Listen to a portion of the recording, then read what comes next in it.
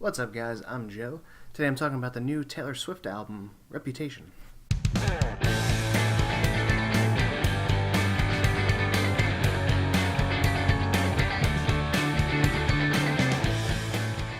So Taylor Swift is back with her highly anticipated sixth studio album, Reputation. One that was super hyped up to be a kind of darker take on Taylor.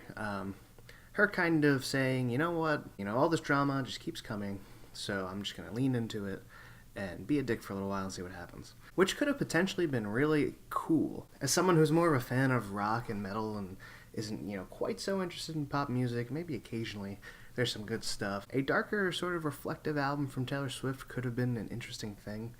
And I think all of that promotional stuff is very overblown. Much of what's going on here lyrically is, very surface level, and we'll get into that a little bit. And, musically isn't so great either. I think it kind of, falls into this problem of trying to sound really modern, I guess.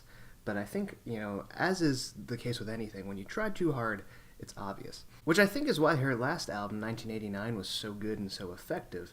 It kind of embraced this 80s type of sound, but, came in a very, blissful, easy kind of way. Here on Reputation, it just sounds like she's trying so hard for, a certain image or feel, I guess, but, I don't know, it just doesn't get there for me. And it's not a totally bad album. I actually enjoy quite a bit of it. It's definitely not as bad as I expected it to be, and I expect it to be really bad because of Look What You Made Me Do, the first single. I still don't like this song, very much at all. And that's probably the fault of this, terrible not a chorus on this song.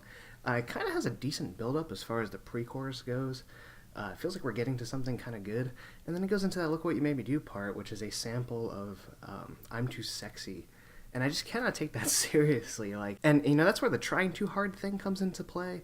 It's like, oh, this song's so edgy. Look what you made me do, blah, blah, blah. Which I don't quite get. I don't know what she has done. She made this song. She wore a bunch of dark clothes in a music video with snakes. I don't know, what they made her do. I guess they being, Kanye and Kim Kardashian and all the haters and blah, blah, blah. Who we were shaking them off on the last album. But I can't take that seriously when you're sampling, I keep wanting to say sexy and I know it. But what I mean is I'm too sexy. I'm too sexy for my shirt. But my interest in the album peaked a little bit more when Ready For It came out. I still think that's one of the better songs on here. It's got some problems, which I'll get into.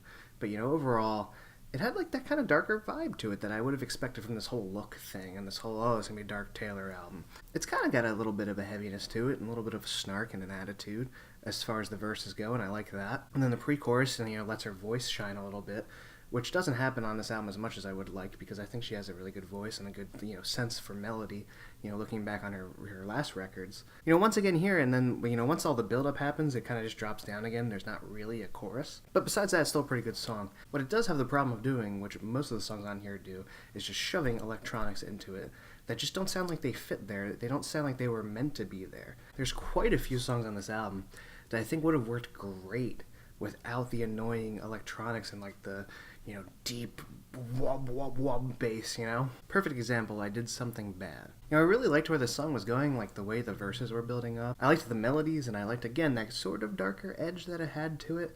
And then, right at the end of the verse, it, cuts out, and you hear the wubs, they're coming. They're like, hey, you thought there weren't going to be wubs in this song, but guess what? And then just attacks you out of nowhere, and especially if you're listening with headphones, which I was, it's just very jarring. The very next song, Don't Blame Me, has the same problem. I think this is a great song without all this electronic stuff. I'm seeing a lot of comparisons to Lana Del Rey on this one.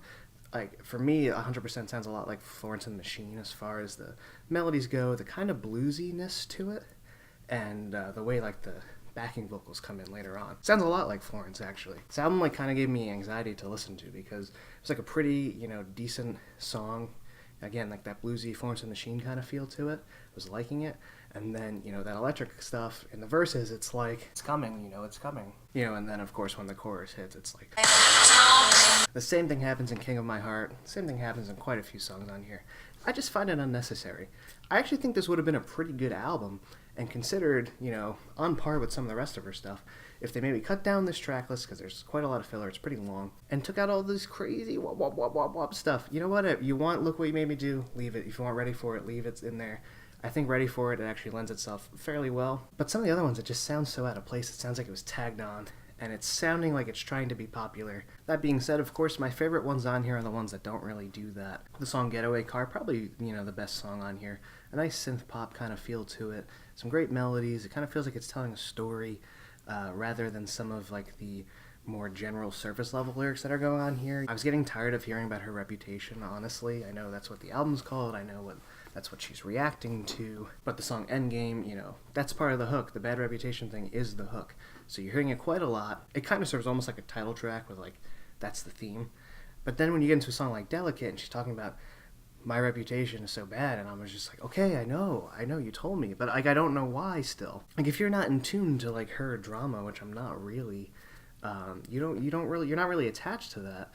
And if you're not getting any more context or like really how she feels about it, it just doesn't prove to be really effective. Dancing with Her Hands side, I like this one too. It's got like a nice, kind of playful vibe to it. There's like, those electronics are there, but the way they're paired with a more like retro sounding, key or keyboard type thing, makes for like a different sound that works a little bit better for me. And New Year's Day, more of a ballad. That really breaks up that sound, that electronic sound. It works as a nice closer to the album. I think maybe even one more song like this would have been good on here.